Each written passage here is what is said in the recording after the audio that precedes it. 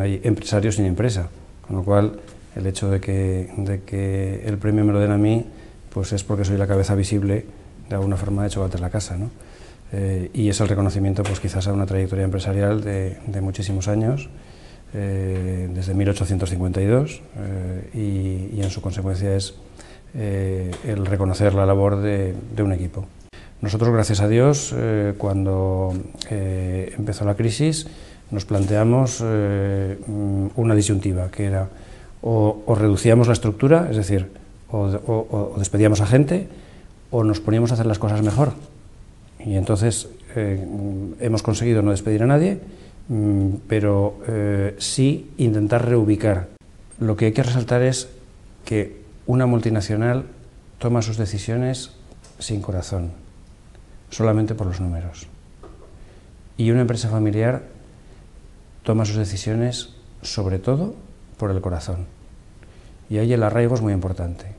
O sea, Mondelez, que es Suchard, le han puesto ese nombre, pero vamos, pero son los chocolates Suchard, sencillamente decidió que le era más rentable fabricar en Polonia y en Valladolid que en Ateca. Tengo un amigo empresario, conocido empresario, que para seguir con el negocio en marcha ha vendido su piso, el piso de su propiedad, que lo tenía sin hipoteca, lo ha vendido y se ha ido a un piso de alquiler.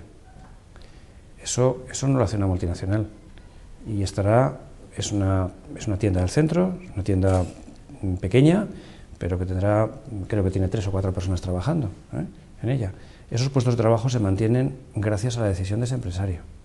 Para nosotros yo creo que era obligado el hecho de que exista la posibilidad de poder trabajar en aras a solucionar estos problemas de empresarios familiares.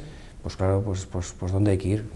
Vamos corriendo y con toda la ilusión, ¿no? El problema no está, o la dificultad no está en que sea familiar o no, sino en el tamaño que tenga la empresa. Por eso una de las digamos, iniciativas que se está teniendo en este momento es precisamente intentar que nuestras empresas aragonesas y nuestras empresas españolas ganen tamaño. ¿Por qué? Porque con el tamaño lo que se consiguen son 3 cosas diferenciales.